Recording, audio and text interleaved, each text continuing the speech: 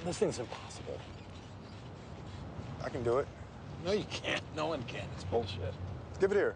In the pursuit of happiness, Chris Gardner helps Jay Twistle solve his Rubik's Cube. You really messed it He up. even gives us a clue on how to do it. It looks like it works around a swivel, so the centerpieces never move.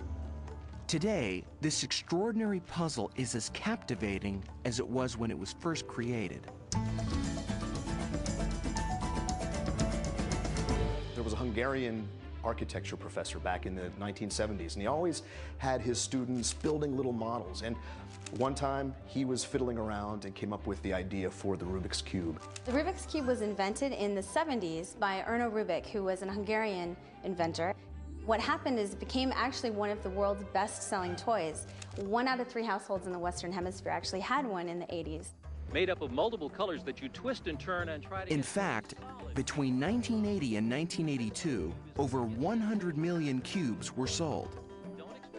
It was actually responsible for getting the Hungarian economy out of communism in the mid-1980s.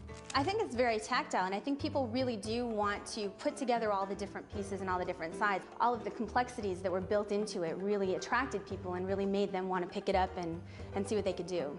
Well, nobody can look at a Rubik's Cube unsolved and not play with it. It's begging to be solved.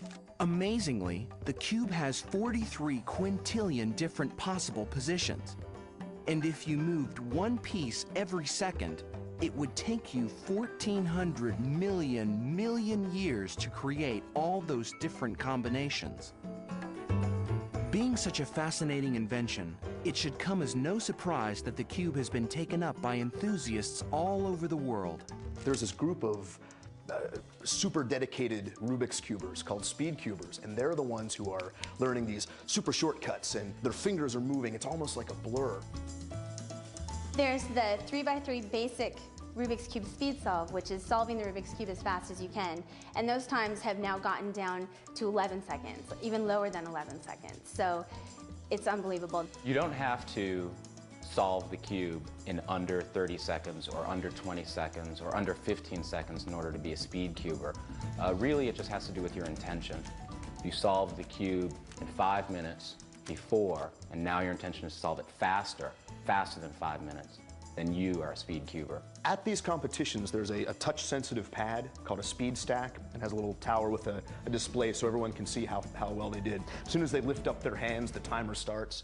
It was actually started for another super geeky activity called cup stacking, where you stack as many cups up and down as fast as you can. Here is speed cuber Chris Krieger demonstrating the 3x3x3 speed solve.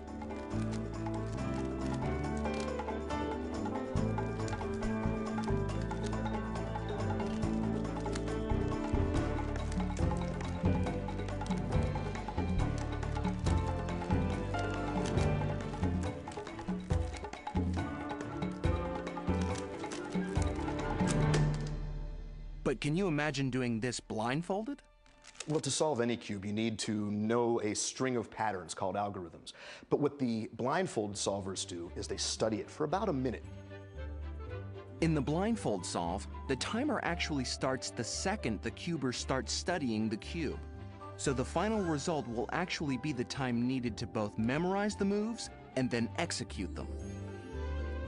My name is Liam Lowe. I am the current world record holder for the blindfold solve. Put the blindfold on, and then they start going through step by step.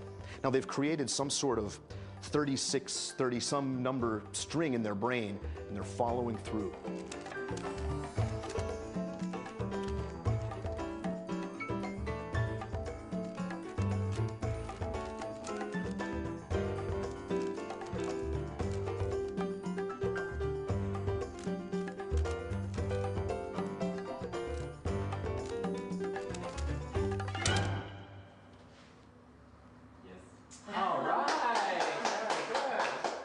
Don't ask me how it's done. I have no idea. Even just knowing how to solve it and then seeing someone do it blindfolded blows my mind.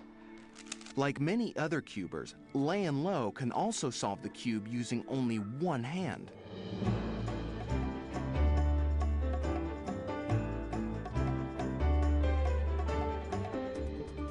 people can't stop coming up with new ways to do it. Solving it with chopsticks, solving it while riding a unicycle, solving it while free falling, while skydiving. It's really taken off. There's cubers everywhere. Solving it while drunk, solving it while making out.